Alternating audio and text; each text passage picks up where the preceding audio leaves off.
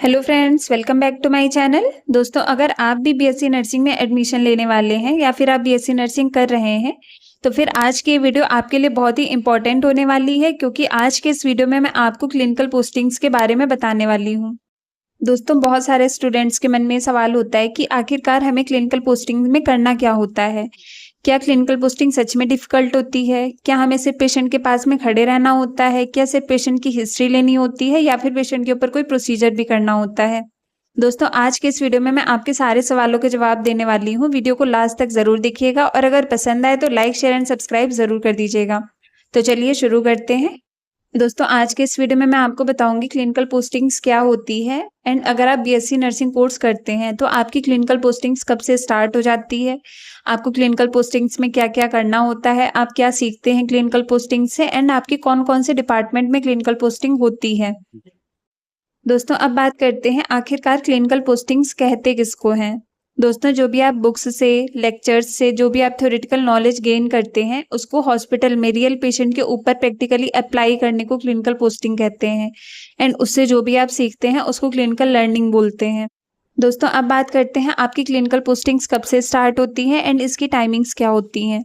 दोस्तों, अगर आप बीएससी नर्सिंग कोर्स कर रहे हैं तो सबसे पहले 1 से 2 मंथ तक आपकी सिर्फ थ्योरी ब्लॉक चलने वाला है, जिसमें आपकी थ्योरेटिकल क्लासेस होती हैं, पूरी 9 to 5 आपकी क्लासेस चलती हैं।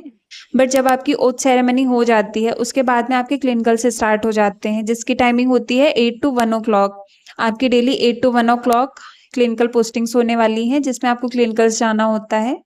दोस्तों, अब बात करते हैं आपकी क्लिनिकल पोस्टिंग्स कब तक चलने वाली हैं। दोस्तों, जैसे ही आपकी ओथ सेरेमनी हो जाती है उसके बाद से आपकी क्लिनिकल पोस्टिंग स्टार्ट हो जाती हैं एंड 3.5 साल तक, मतलब इंटर्नशिप से जस्ट पहले तक आपकी पूरी क्लिनिकल पोस्टिंग्स चलने वाली हैं। इसमें आपकी 8 to 1 क्लिनिकल पोस्टिंग्स होती हैं, देन 2 to 5 आपकी क्लासेस चलने वाली हैं। बट जब आप इंटर्नशिप करते हैं उस टाइम पे आपकी सिर्फ और सिर्फ क्लिनिकल पोस्टिंग्स होती हैं एंड आपकी पोस्टिंग जैसे प्रॉपर ड्यूटी लगती है उस टाइप से लगती हैं। दोस्तों, ड्यूरिंग इंटर्नशिप आपकी कोई भी थ्योरेटिकल क्लासेस नहीं चलती हैं, उस टाइम पर आपकी सिर्फ और सिर्फ क्लिनिकल पोस्टिंग्स ही होती हैं एंड प्रॉपर आपकी शिफ्ट में ड्यूटीज लगती हैं। इसमें आपकी मॉर्निंग शिफ्ट लग सकती है, इवनिंग शिफ्ट लगेंगी या नाइट ड्यूटीज लगती हैं एंड पूरे 6 मंथ्स आपकी सिर्फ और सिर्फ क्लिनिकल पोस्टिंग्स ही चलने वाली है, जिसमें मॉर्निंग शिफ्ट आपकी 6 आवर्स की होती है एंड इवनिंग शिफ्ट भी आपकी 6 आवर्स की होती है एंड जब भी आपकी नाइट ड्यूटीज लगती हैं वो पूरी 12 आवर्स की नाइट ड्यूटी होती है। दोस्तों, अब बात करते हैं किस किस डिपार्टमेंट में आपकी क्लिनिकल पोस्टिंग लगती है।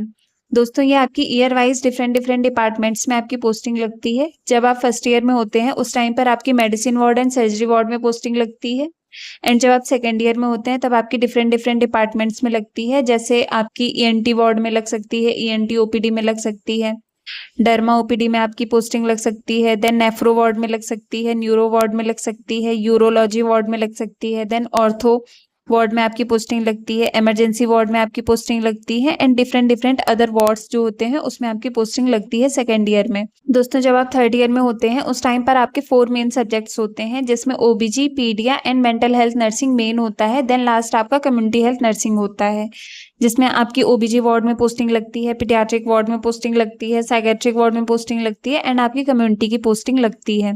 दोस्तों, ओबीजी की पोस्टिंग में आपकी ओबीजी वार्ड में पोस्टिंग लग सकती है, गायनी वार्ड में पोस्टिंग लगती है एंड आपकी लेबर रूम में पोस्टिंग लगती है एंड आपकी ओबीजी एंड गायनी ओपीडी में पोस्टिंग्स लगती हैं। दोस्तों, अब बात करते हैं पीडियाट्रिक्स के डिफरेंट डिफरेंट एरियाज की। दोस्तों, इसमें आपकी पीडियाट्रिक मेडिसिन में ड्यूटी लगती है, पीडियाट्रिक सर्जरी में ड्यूटी लगती है, then paediatric intensive care unit में पोस्टिंग लगती है, नियोनेटल इंटेंसिव केयर यूनिट में पोस्टिंग लगती है एंड पीडियाट्रिक ओपीडी में आपकी पोस्टिंग लगती है।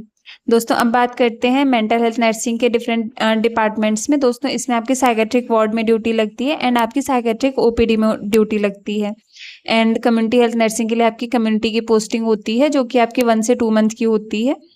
दोस्तों, 4th ईयर में भी आपकी ओबीजी, पीडिया एंड साइकेट्रिक वार्ड में ही आपकी पोस्टिंग लगने वाली है। दोस्तों, अब बात करते हैं इंटर्नशिप की। दोस्तों, इंटर्नशिप में आपकी हर जगह पोस्टिंग लगाई जाती है, आपकी हर वार्ड में आपकी रोटेशन होती रहती है, लगभग 1 वीक की आपको हर वार्ड में पोस्टिंग करनी पड़ सकती है। दोस्तों अब बात करते हैं आखिरकार क्लिनिकल पोस्टिंग्स में करना क्या होता है। दोस्तों जब भी आपकी क्लिनिकल पोस्टिंग स्टार्ट होती हैं, सबसे पहले आपके जो भी क्लिनिकल इंस्ट्रक्टर्स होते हैं वो आपको पूरे वार्ड का ओरिएंटेशन करवाते हैं, वहाँ के जो भी स्टाफ्स होते हैं उनसे आपका इंट्रो करवाते हैं एंड आपको बेसिक बेसिक थिंग्स आपको सिखाते हैं कि पेशेंट से बात कैसे करनी है, पेशेंट की हिस्ट्री कैसे लेनी है, कैसे कम्युनिकेट करना है पेशेंट के साथ में एंड अपना आईपीआर कैसे बिल्ड करना है पेशेंट के साथ में। ये सारी चीज़ें आपको क्लिनिकल इंस्ट्रक्टर्स बताते हैं एंड देन उसके बाद में आपको परफॉर्म करना होता है। दोस्तों जब भी आप बीएससी नर्सिंग करते हैं उसमें आपकी एक क्लिनिकल लॉग बुक होती है जिसमें डिफरेंट टाइप के आपके प्रोसीजर्स होते हैं, जिनका सबसे पहले जो भी क्लिनिकल इंस्ट्रक्टर्स होते हैं वो आपको डेमोन्स्ट्रेशन देते हैं, देन उसके बाद में आपको उसका रीडेमोन्स्ट्रेशन देना होता है। दोस्तों डेमोन्स्ट्रेशन में टीचर आपको बताता है कि कोई भी प्रोसीजर है वो आपको कैसे करना है। अगर ऑक्सीजन एडमिनिस्ट्रेशन का प्रोसीजर है, बेड बाथ का प्रोसीजर है या फिर बेड स्पॉन्जिंग का प्रोसीजर है तो वो आपको कैसे देना है, ये सबसे पहले क्लिनिकल इंस्ट्रक्टर आपको बताएंगे कि कैसे आपको परफॉर्म करना है, पेशेंट के ऊपर कैसे करना है, वो आपको परफॉर्म करके बताते हैं। देन उसके बाद में आपको रीडेमो देना होता है एंड आपकी जो भी क्लिनिकल लॉग बुक होती है उसमें आपको साइन करवाने होते हैं। ऐसे ही पूरी लॉग बुक में डिफरेंट काइंड्स ऑफ प्रोसीजर्स होते हैं जो कि आपके डिफरेंट डिफरेंट ईयर में आपको कंप्लीट करने होते हैं। अगर आप फर्स्ट ईयर में हैं, then second year, third year and fourth year, इसमें आपके जो भी क्लिनिकल प्रोसीजर्स होते हैं वो आपको पूरे कंप्लीट करने होते हैं। इसमें सबसे पहले टीचर आपको डेमोन्स्ट्रेशन देता है, देन उसके बाद में आपको रीडेमोन्स्ट्रेशन करके परफॉर्म करना पड़ता है। तो दोस्तों मेन लर्निंग आपकी इसी से होती है। जब भी आप रीडेमोन्स्ट्रेशन देते हैं, आप पेशेंट के ऊपर प्रोसीजर करते हैं एंड उससे आप फिर सीखते हैं कि कोई भी प्रोसीजर है उसको आप कैसे करेंगे। देन आप रियल पेशेंट के ऊपर जब आप प्रोसीजर करते हैं उससे आपकी लर्निंग होती है। देन जब आप डेली क्लिनिकल्स जाते हैं उस टाइम पे आप सीखते हैं पेशेंट से कम्युनिकेट कैसे करना है, पेशेंट के साथ में आईपीआर कैसे मेंटेन करना है एंड पेशेंट की हिस्ट्री कैसे लेनी है। दोस्तों इससे नेक्स्ट वीडियो में मैं आपको ए टू जेड आपको पूरे प्रोसीजर्स बताऊंगी। फर्स्ट ईयर में कौन से प्रोसीजर्स होते हैं, सेकेंड ईयर में कौन से प्रोसीजर्स होते हैं, third year and fourth year में कौन से प्रोसीजर्स होते हैं जो एक नर्सिंग स्टूडेंट को करने पड़ते हैं। दोस्तों अब बात करते हैं जब भी आपकी क्लिनिकल पोस्टिंग होती है उसमें आपसे क्या-क्या काम करवाया जाता है। दोस्तों सबसे पहले जब आप फर्स्ट ईयर में होते हैं उस टाइम पे मेनली आपका लर्निंग फेज चल रहा होता है। उस टाइम पे आपको बहुत सारी ऐसी चीज़ें हैं जो आपको नहीं आती होती हैं एंड आप सिर्फ ऑब्जर्व करते हैं। बट दोस्तों फर्स्ट ईयर से ही आपको वाइटल्स करने होते हैं, पेशेंट के जो भी वाइटल्स हैं, बीपी मॉनिटर करना, पल्स चेक करना एंड रेस्पिरेटरी रेट चेक करना, पेशेंट की एसपीओ2 चेक करना, टेम्परेचर चेक करना, मेनली इसको वाइटल साइंस चेक करना बोलते हैं। तो जब भी आप फर्स्ट ईयर में होते हैं आपसे वाइटल साइंस चेक करवाए जा सकते हैं पेशेंट के। देन पेशेंट की आरबीएस चेक करना, देन बेडिंग आपको आनी चाहिए कि कैसे बेडिंग होती है पेशेंट की। बेशक आप पेशेंट के अटेंडेंट से बेडिंग करवा सकते हैं बट आपको प्रॉपर तरीका आना चाहिए कि कितने टाइप्स की बेडिंग होती है एंड उसको कैसे करते हैं। देन बेड बाथ क्या होता है, बेड स्पॉन्जिंग क्या होती है, हेयर केयर कैसे दी जाती है, ओरल केयर कैसे करते हैं पेशेंट की, नेबुलाइजेशन कैसे करते हैं, ऑक्सीजन एडमिनिस्ट्रेशन कैसे करते हैं। ये डिफरेंट टाइप्स ऑफ प्रोसीजर्स होते हैं जो आपसे फर्स्ट ईयर में करवाए जा सकते हैं एंड ये सारी चीज़ें आप धीरे धीरे सीखते हैं। देन जब भी आप फर्स्ट ईयर में होते हैं तो आपसे बेसिक बेसिक चीज़ें करवाई जा सकती हैं, जैसे जो जो मैंने आपको बताया ये सारी चीज़ें आपसे फर्स्ट ईयर में करवाई जा सकती हैं। दोस्तों second year, third year and fourth year में जब आप धीरे धीरे सारे प्रोसीजर्स करना सीख जाते हैं एंड आपका कॉन्फिडेंस लेवल बढ़ जाता है, उस टाइम पे आपसे कौन कौन से प्रोसीजर करवाए जा सकते हैं। दोस्तों सबसे पहले जब भी आप वार्ड जाते हैं सबसे पहले आपको सारे पेशेंट्स के वाइटल करने होते हैं। देन जिन भी पेशेंट की आरबीएस होती है आपको उन पेशेंट की आरबीएस करनी होती है। देन पेशेंट का इनटेक आउटपुट चार्ट मॉनिटर करना पड़ सकता है। देन पेशेंट को कैनुला लगाना पड़ता है। जिन भी पेशेंट की सक्शनिंग होती है वो सक्शनिंग आपसे कराई जा सकती है। ऑक्सीजन एडमिनिस्ट्रेशन, नेबुलाइजेशन करवाया जा सकता है, आपको स्टीम इन्हेलेशन करवाया जा सकता है। देन यूरिन कैथेटर कैसे डालना है, then orogastric tube and nasogastric tube कैसे डालनी है, पेशेंट का सैंपल लेना, देन पेशेंट को मेडिकेशन एडमिनिस्टर करना। ये सारे different different kinds of procedures होते हैं जो आपको पेशेंट के ऊपर करने होते हैं। दोस्तों अब बात करते हैं ड्यूरिंग इंटर्नशिप आपसे क्या क्या काम करवाए जा सकते हैं क्लिनिकल में।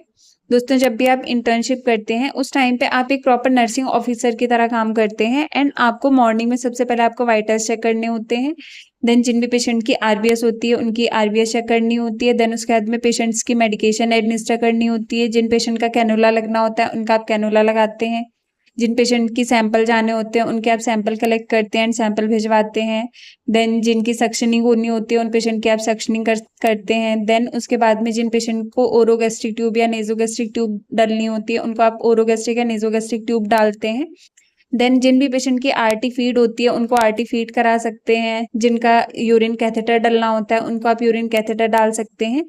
देन उसके बाद में आपको चार्टिंग करनी होती है, जो भी नर्सिंग नोट्स होते हैं वो आपको प्रॉपर नर्सिंग नोट्स डालने होते हैं, जो भी वाइटल साइंस होते हैं वो आपको मॉनिटर करने होते हैं एंड नोट करने होते हैं, जो भी वाइटल मॉनिटर चार्ट होता है उस पे। दोस्तों इसमें मैंने आपको डिफरेंट काइंड्स ऑफ प्रोसीजर्स बताए जो एज अ नर्सिंग स्टूडेंट आपसे करवाए जाते हैं ड्यूरिंग क्लिनिकल पोस्टिंग। दोस्तों अब बात करते हैं आखिर क्लिनिकल पोस्टिंग से आपकी लर्निंग क्या होती है। दोस्तों क्लिनिकल पोस्टिंग से आप सिर्फ पेशेंट के ऊपर प्रोसीजर करना नहीं सीखते, आपको सिर्फ प्रोसीजर करना नहीं आता क्लिनिकल पोस्टिंग में, बल्कि आप पेशेंट के साथ में आईपीआर कैसे मेंटेन करते हैं, आप पेशेंट के साथ में कम्युनिकेट करना सीखते हैं, पेशेंट के ऊपर प्रोसीजर कैसे किया जाता है वो आप सीखते हैं।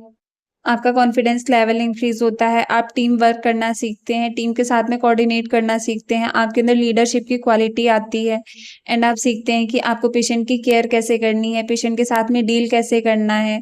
ब्रेकिंग ऑफ बैड न्यूज़ सीखते हैं आप कि अगर कोई बैड न्यूज़ है तो उसको कैसे ब्रेक करना है एंड पेशेंट को कैसे एम्पैथाइज़ करना है। ये सारी चीज़ें आप सीखते हैं जब भी आपकी क्लिनिकल पोस्टिंग लगती है। दोस्तों नेक्स्ट वीडियो में मैं आपको बताऊँगी जब आप बीएससी नर्सिंग कोर्स करते हैं उस टाइम पे ए टू ज़ेड कौन-कौन से ऐसे प्रोसीजर्स हैं जिनका आपको रीडेमोंस्ट्रेशन करना पड़ता है। मैं आपको लॉग बुक के सारे प्रोसीजर्स बताऊँगी जो आपको एज़ अ नर्सिंग स्टूडेंट करने पड़ते हैं। सो थैंक यू दोस्तों, आज के लिए बस इतना ही। फिर मिलते हैं नेक्स्ट वीडियो के साथ में। अगर आपको मेरा वीडियो पसंद आया तो प्लीज़ चैनल को लाइक करें, अपने ज़्यादा से ज़्यादा दोस्तों के साथ में शेयर करें और चैनल को सब्सक्राइब करें। Thank you.